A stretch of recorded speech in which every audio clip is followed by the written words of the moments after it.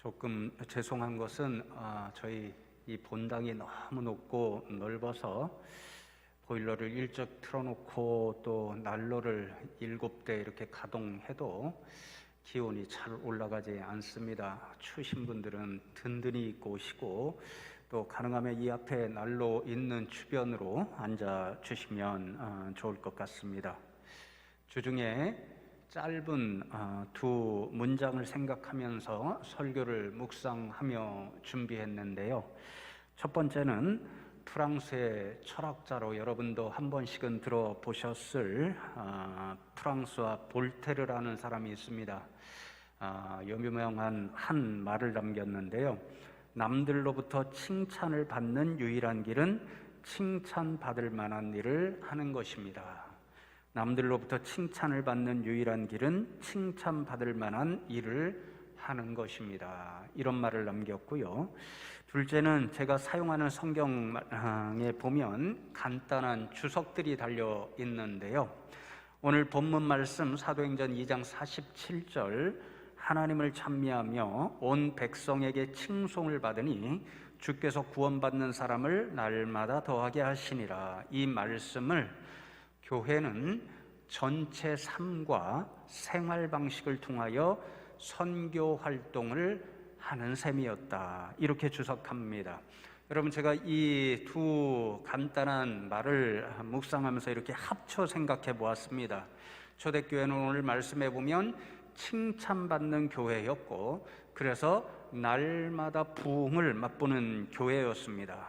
이것이 어떻게 가능했을까요? 세상으로부터 교회가 칭찬받을 만한 삶을 살았기 때문에 칭찬받았고, 그래서 세상에게 감동을 주고 매력의 대상이 되어서 수많은 사람들이 찾아와서 부흥하는 교회가 될 수 있었습니다. 여러분, 반면에 오늘 이 땅의 교회는 세상으로부터 칭찬이 아니라 오히려 비난과 손가락질을 부끄럽게 받고 있습니다.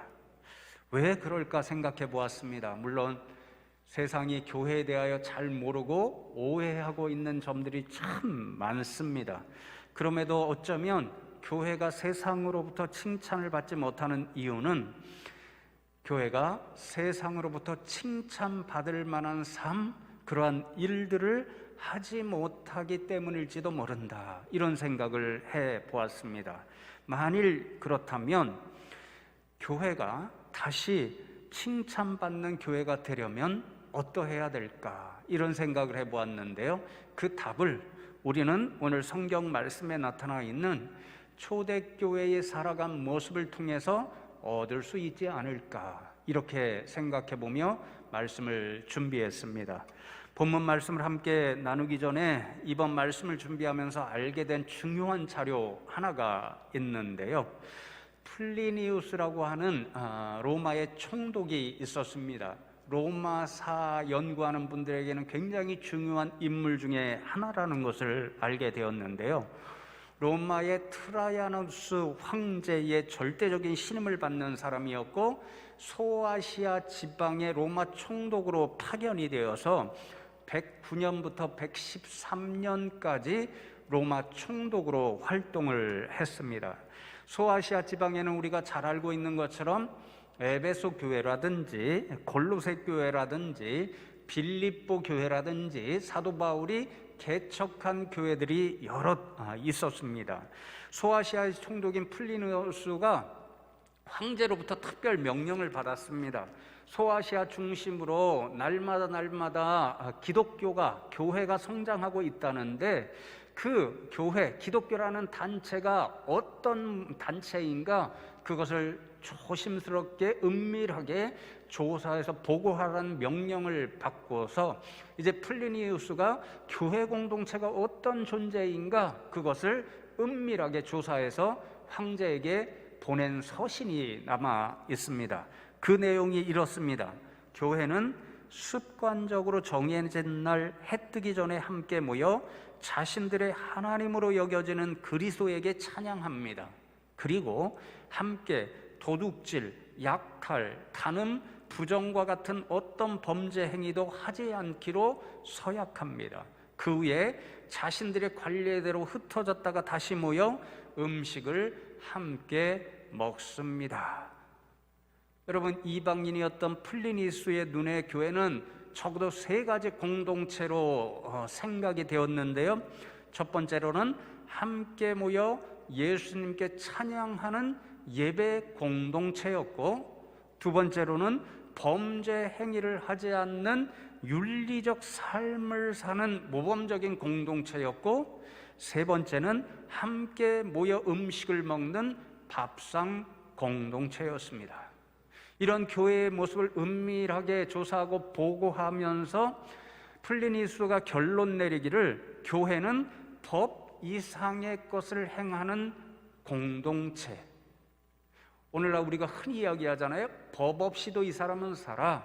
이렇게 이야기하는 것처럼 교회는 세상에서 법으로 정한 것 이상의 선한 것을 행하는 영적이고 도덕적인 신앙 공동체다, 이렇게 결론 내리면서, 물론 그 사람이 교회 공동체로 들어온 것은 아니지만 교회 공동체를 상당히 긍정적으로 칭찬받을 공동체로 평가합니다. 여러분, 놀라운 것은요, 이 플리니우스가 바라보고 평가한 교회의 모습이 오늘 저와 여러분이 나눌 사도행전 2장에 나와 있는 초대교회의 모습과 정확하게 일치하고 있다는 사실입니다. 그래서 여러분, 플리니우스, 오늘날로 말하면 세상 사람이겠죠. 믿음이 없는 이방인들이겠죠. 그가 바라본 교회의 모습을 오늘 말씀에서 확인하는 방식으로 말씀을 나누면서 우리도 어떻게 초대교회처럼 칭찬받는 모습으로 살아갈 수 있을까? 그것을 함께 묵상하면서 이 자리를 떠나면 좋겠습니다. 첫 번째로 좀 순서를 바꾸어서요, 플리니우스는 교회가 범죄 행위를 하지 않는 윤리적, 도덕적으로 상당히 모범적인 삶을 살아가는 공동체였다, 이렇게 평가합니다. 교회는 도둑질도 하지 않았고, 약탈도 하지 않았고, 간음도 하지 않았고, 부정한 일을 금하였습니다. 이러한 모습이 플리니우스에게 굉장히 인상적이고 칭찬받을 모습으로 생각된 까닭이 있습니다. 여러분, 로마 총독으로 소아시아 지역에 파견되었다라고 이야기했잖아요. 이 사람이 소아시아 지역의 세상입니다. 기독교 교회와 다른 세상인데요, 그곳을 바라보니까 도둑질이 많습니다. 약탈하는 일, 간음하는 일, 이러한 범죄 행위가 판을 치고 있었습니다. 그래서 로마 총독으로부터 파견을 받은 로마 황제로부터 파견을 받은 정치 권력자였잖아요. 그가 소아시아의 총독으로 활동하면서 가장 신경 쓴 게 무엇이냐면요, 법 질서를 회복하는 일이었습니다. 왜 그랬을까요? 너무도 그 지역에 범죄 행위가 많으니까 치안 유지를 굉장히 하기가 어려워서 법 질서를 강화하는 것이 치안을 바로잡는 가장 좋은 길이라고 판단했기 때문입니다. 이런 세상 가운데 있는 교회는요, 그런 세상과는 질적으로 다른 삶을 보여주었습니다. 당시 세상은 온갖 범죄 행위가 만연되어 있었지만 교회는 그런 모든 범죄 행위를 하지 않는 순전하고 거룩한 공동체, 윤리, 도덕적으로 칭찬만을 받을 그런 공동체로 살아가고 있었던 거지요. 여러분, 교회가 이렇게 세상과 철저하게 구별되는 거룩하고 순전한 공동체로 살아갈 수 있었던 그런 힘이 어디로부터 나온 것일까요? 여러분, 오늘 본문이 시작되는 부분이 2장 42절이라는 걸 잘 아시죠? 보면 이렇게 기록이 되어 있습니다. 그들이 사도의 가르침을 받아 서로 교제하고 떡을 떼며 기도하기를 힘쓰니라, 그렇게 말씀합니다.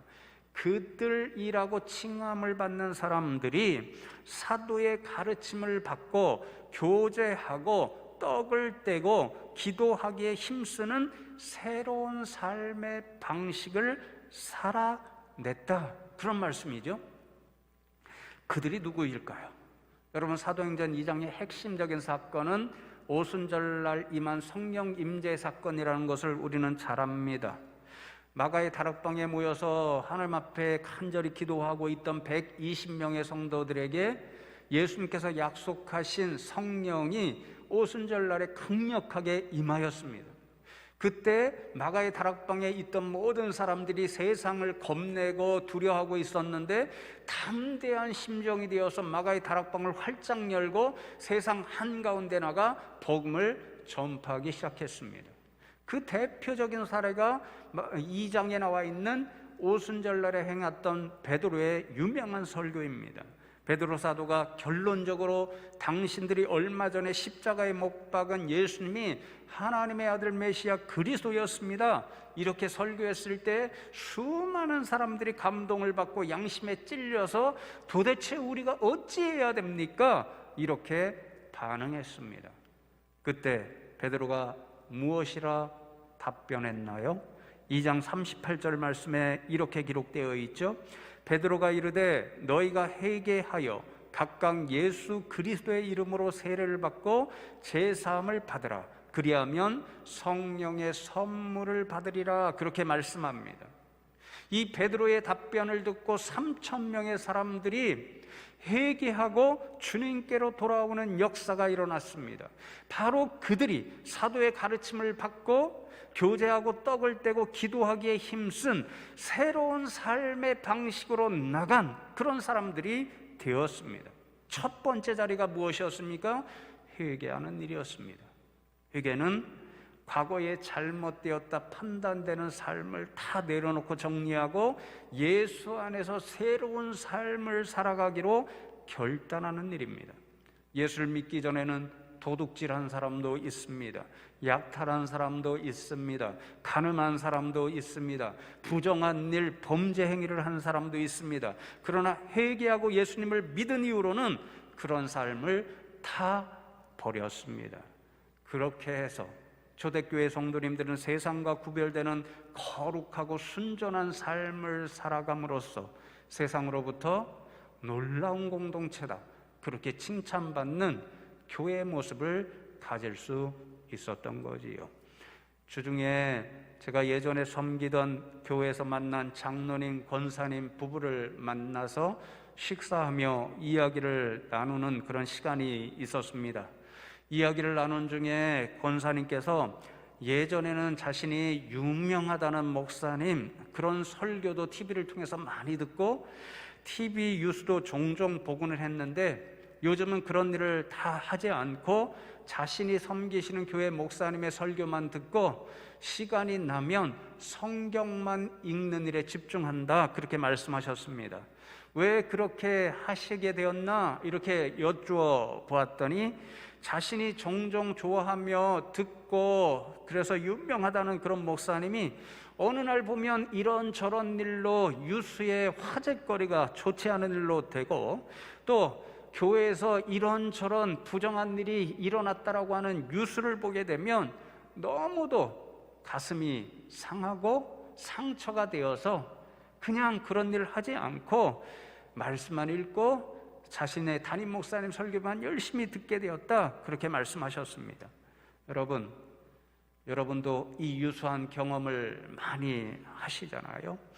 만일 이러한 모습 때문에 교회가 세상의 비난을 받고 있다라고 한다면 오늘 교회는 다시 한번 초대교회 성도님들처럼 자신들의 삶의 모습을 돌아보며 주님 앞에 철저히 회개하고 거룩하고 순전한 공동체로 거듭나야 합니다. 그래야 오늘 이 땅의 교회는 다시 한번 세상의 신뢰를 회복할 수 있고 다시 한번 칭찬받으며 부흥하는 그런 교회 공동체가 되리라, 그렇게 믿습니다. 여러분, 두 번째로 플리니우스라는 사람에 따르면 교회는 함께 모여 예수님께 찬양하는 예배 공동체였습니다. 여러분, 오늘 2장 42절로 47절 말씀해 보면 초대교회가 참으로 열심히 함께 모여 예배하는 공동체였다라는 그 사실을 알 수 있는 몇 가지 단어를 발견하게 되는데요. 첫 번째로는 초대교회는 사도들의 가르침을 받는 교회였습니다. 오늘날로 말하면 제가 지금 하고 있는 것처럼 사도들로부터 하나님의 말씀을 설교 듣는 그런 교회 공동체였다라는 거죠. 그 설교의 모든 핵심은 사도행전 읽어보면 아시지만요, 사도들이 직접 보고 들은 예수님의 생애, 그리고 예수님께서 전해주신 복음, 십자가와 부활에 관한 말씀, 이것이 설교의 모든 주제였습니다. 그리고 그들은 또 기도했지요. 기도를 통해서 오늘 말씀에도 보면 표적과 기사가 많이 나타났다고 그러는데요, 기도를 통해서 하나님께서 베풀어 주시는 놀라운 기적들을 체험했습니다. 오늘도 이런 일들이 일어나죠. 제가 이건 농으로 드리는 말씀인데요, 어제 집안에만 있는 게 너무 답답해서 한 5시 거의 다 돼가지고 산책을 나갔습니다. 근데 나가면서 눈이 날리기 시작합니다. 그래서 제가 속으로 뭐라고 기도했냐면요, 하나님, 주일마다 이렇게 눈이 되면 어떻게 됩니까? 우리 성도님들 교회 오시기 힘들지 않습니까? 그리고 김남영 목사님만 고생합니다. 눈 오면 안 됩니다. 좀 뭐라 그럴까요? 요구하듯이 기도했습니다. 안 왔죠? 믿으시든지 말든지 저는 기도해서 하나님이 들어주셨다라고 생각을 하는데요, 기도를 통해서 초대교회는 이러한 놀라운 기적을 맛보는 교회였습니다. 또 모일 때마다 하나님을 찬미하고 찬양하는 그런 공동체였습니다. 여러분, 이 예배 행위가 왜 그토록 중요하냐면요, 예배가 초대교회가 살아간 삶의 방식, 세상과 구별됨으로 그들이 칭찬하도록 만드는 그 삶의 방식, 그것을 살아가는 핵심 자원이 되었기 때문입니다. 우리가 어떤 대상, 어떤 존재를 믿고 예배하느냐, 그것이 우리의 삶의 방식을 결정하거나 영향을 미치게 되어 있습니다. 예를 들어서 성경에 나오는 대표적인 우상이 바알이죠. 만일 어떤 사람이 바알을 예배합니다, 그러면 그 사람에게는 성적으로 타락한 삶을 사는 것이 너무도 자연스러운 일이 됩니다. 그것이 성적으로 타락한 삶을 사는 것이라는 것조차 알지 못합니다. 왜냐하면 바알은 근본적으로 성적으로 타락한 모습을 즐기는 신으로 알려졌기 때문에 그 신을 믿는 사람들에게 성적으로 타락한 삶을 사는 것이 너무도 자연스러운 일이죠. 그래서 바알 신전 주변에는 항상 이상한 일을 하는 사람들이 모여 있었습니다. 몰록을 어떤 사람이 숭배합니다, 예배합니다. 그럼 그 사람에게는 자신의 자녀를 산채로 몰록에게 제물로 드리는 것이 자연스러운 일입니다. 몰록은요, 오늘날 우리말로 이야기하면 액땜을 막아주는 신으로 숭배되었습니다. 그런데 그 액땜을 몰록이 해주는 근거, 힘이 어디로부터 나오냐면요, 몰록이 산 재물을 받으면 그런 힘을 발휘해 준다는 것입니다. 특별히 자신이 가장 아끼는 첫째 자녀를 살아있는 재물로 드리면 몰록이 기뻐하고 액땜을 막아주는 능력을 베풀어 준다는 것입니다. 그 사실을 믿으니까 자녀를 있어서도 안 되는 살인 행위를 하는 일이 너무도 자연스러운 것입니다. 오늘날도 유사하죠. 어떤 사람이 공자를 숭배합니다. 그러면 그 사람에게는 조상신을 섬기고 제사하는 것이 너무도 자연스러운 생활의 일부가 됩니다. 제가 아는 어떤 이단은요, 교주에게 자신이 갖고 있는 재산과 땅을 드려야 한다라고 가르칩니다. 그 이단을 믿고 교주를 따르는 사람은요, 그래서 너무도 자연스럽게 자신의 재물을 이단 교주에게 바칩니다. 무슨 말입니까? 우리가 어떤 대상을 믿고 예배하느냐, 그것이 우리의 삶의 방식에 엄청난 영향을 미친다라는 거죠. 여러분, 앞에서 제가 초대교회 성도님들은 회개하고 예수님을 믿기 이전의 삶과는 전혀 다른 삶을 삶으로써 순전하고 거룩한 공동체가 되어 세상 사람들로부터 칭찬받았다라고 말씀드렸죠. 그 근본적인 힘이 어디로부터 왔는가? 믿음의 대상, 예배의 대상이 바뀌었기 때문이었습니다. 그것을 가장 잘 보여주는 것이 베드로 전서의 말씀인데요, 4장 1절로 3절의 말씀을 보시면 그리스도께서 이미 육체의 고난을 받으셨으니 너희도 같은 마음으로 갑옷을 삼으라. 이는 육체의 고난을 받은 자는 죄를 그쳤음이니 그 후로는 다시 사람의 정욕을 따르지 않고 하나님의 뜻을 따라 육체의 남은 때를 살게 하려 함이라.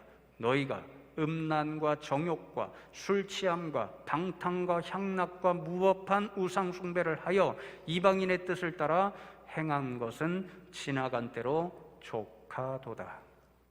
사도 바울이 개척한 소아시아의 수많은 교회들은요, 지역들은요, 우상신전들이 가득했습니다. 예수님을 믿기 이전에 초대교회 수많은 성도들님들 대부분은 그 우상을 숭배하던 사람들이었습니다. 우상을 숭배할 때 우상들이 가르치는 대로 그들은 음란을 행하였습니다. 정욕에 따라 살았습니다. 술 취함과 방탕, 향락 이런 것들을 너무도 자연스럽게 행하며 살았습니다. 그런데 회개하고 예수님을 믿은 후에 그들이 하나님을 예배하는 사람들이 되었습니다. 그러니까 그 이후로는 전에 살던 우상을 숭배할 때 살아가던 삶의 방식, 음란하고 정욕하고 술 취하고 방탕하고 향락하는 이런 삶의 방식을 버려야 했습니다. 이제는 그러한 우상이 가르치는 삶의 방식이 아니라 하나님의 뜻을 따라 사는 삶을 살아야 했습니다. 그러므로 초대교회 성도님들이 하나님을 진정으로 믿고 예배하는 사람인가 그렇지 않은가, 이것이 어디에서 드러났겠습니까? 그들의 달라진 삶의 방식에서 드러났습니다. 우상을 예배할 때는 참으로 부정한 일들을 너무도 자연스럽게 행했지만 하나님을 예배하기 때문에 그들은 달라진 삶의 방식을 통해서 그들이 진짜 하나님을 믿고 하나님을 예배하는 사람들이라는 것을 세상에 드러내며 살았습니다. 그러므로 사랑하는 성도 여러분, 오늘 이 말씀들을 통해서 부끄러운 저 자신의 모습과 우리 교회의 모습을 돌아보는 시간이 되기를 원한다라고 말씀드렸잖아요. 만일 오늘 이 땅의 교회들이 세상으로부터 칭찬받지 못하고 있다면 먼저 근본적으로 우리가 돌아가야 할 자리가 어디냐면요, 우리가 진정한 예배자로 살아가고 있는가, 진정으로 하나님을 예배하는 사람들의 삶의 방식으로 살아가고 있는가, 그것을 먼저 물어보아야 합니다. 그저 자신만 구원받고 자신의 자녀만 복받는 것, 그것도 물질적인 복만 바라는 그런 예배자로 살아가고 있다면, 여전히 삶의 방식이 예수님을 믿기 전의 삶의 방식대로 살아가고 있다면 우리는 세상을 감동시키는 예배자가 될 수 없습니다. 여러분의 달라진 삶의 방식을 통해서 세상을 감동시키고 하나님께 영광 올려드릴 수 있는 그런 예배자들이 되면 좋겠습니다. 여러분, 마지막 세 번째로, 이방인 플리니우스에 따르면 교회는 함께 모여 음식을 먹는 밥상 공동체였습니다. 코이노니아죠. 함께 모여서 떡을 떼고 기쁜 마음으로 함께 음식을 먹는 그런 코이노니아의 공동체였습니다. 이 코이노니아 밥상 공동체를 위해 핵심적으로 그들이 행한 일이 45절 말씀에 보면 재산과 소유를 팔아 각 사람의 필요를 따라 나누어 주는 일이었습니다. 그래야 먹지 못하는 사람들이 없어지기 때문입니다. 누군가 주석하기를 이것을 공산사회의 시초의 모습이다 이렇게 주석하고 있는 걸 보았는데요. 그러나 이 모습은 공산사회 혹은 공산주의를 말하는 것이 아닙니다. 공산주의의 가장 큰 특징은 강제로 이런 일을 행하는 데 있죠. 그러나 초대교회는 강제로 이렇게 나누는 일을 행한 것이 아니었습니다. 완전히 자발적으로 기쁨으로 행하였습니다. 어떻게 그럴 수 있었을까요? 사도행전 4장 33절 이하에 보면 오늘 2장의 이 42절의 말씀을 다시 한번 요약적으로 이렇게 적는데 거기에 비결이 기록되어 있습니다. 사도들이 큰 권능으로 주 예수의 부활을 증언하니 무리가 큰 은혜를 받아 그 중에 가난한 사람이 없으니 이는 밭과 집 있는 자는 팔아 그 판 것의 값을 가져다가 사도들의 발 앞에 두매 그들이 각 사람의 필요를 따라 나누어 줌이라. 큰 은혜를 받았습니다. 부활의 복음, 자신들도 예수님처럼 다시 살아난다라고 하는 부활, 영원한 생명을 얻는다는 그 복음, 그 복음에 자신의 것이 된다는 사실에 큰 은혜를 받았습니다. 그 사실이 너무도 감사하고 감격해서 자발적으로 소유와 재물을 나누어주는 삶을 통해서, 함께 음식을 먹는 삶을 통해서 주님으로부터 받은 은혜를 세상과 함께 나누었습니다. 제가 이 말씀을 연구하면서요, 깊이 생각해 본 한 단어가 있습니다. 4장 34절에 쓰인 은혜라는 단어와 오늘 본문 말씀인 2장 37절에 쓰인 칭찬이라는 헬라어 말이요, 우연히 발견한 겁니다. 원어가 동일합니다. 여러분들도 잘 아시는 카리스라는 말이죠. 우리 교회도 카리스 찬양단이 있잖아요. 은혜, 기쁨, 뭐 이런 뜻입니다. 이게 무슨 뜻일까? 이렇게 해석해 보았습니다. 주님으로부터 은혜를 받아서 자신의 것을 어려운 분들과 나누는 은혜의 삶을 사니까 세상의 교회가 행하는 그런 은혜의 삶을 보고 자신들도 은혜를 받고 감동을 받아서 교회를 칭찬하며 그 부러운 교회 공동체로 모여들었다는 것이에요. 재물을 나누고 사람들과 함께 먹는 일이 어떻게 이들에게 은혜가 되고 감동이 되는 일이었을까요? 우리 다 스스로 경험합니다.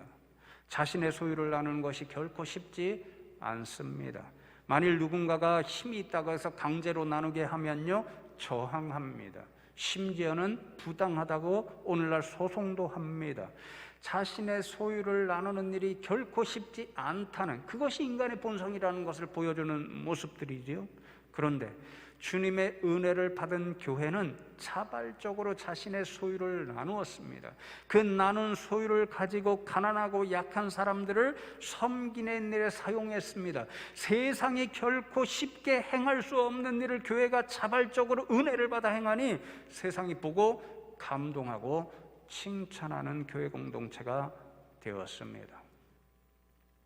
여러분, 이 말씀을 묵상하면서 다시 한번 성도님들에게 참 고마운 마음이 들었습니다. 작년에도 그렇고 올해도 그렇고 참 어려운 코로나 때를 지나면서도 성도 여러분들이 교회를 생각하며 물질 생활에 힘써 주셨고, 말레이시아와 북한 선교를 위해서도 오늘까지 많은 분들이 헌신해 주셨습니다.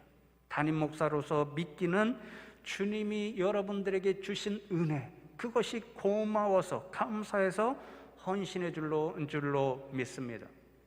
저는요, 이러한 물질을 가지고 우리 교회가 초대교회가 살아갔던 삶의 방식처럼 더 많이 나누고 더 많이 섬기는 교회가 되면 좋겠다, 이런 생각을 가집니다. 다음 세대를 위해서, 그리고 학원 선교를 위해서 더 지원하고 섬기는 교회 되면 좋겠다, 이런 생각이 있고요.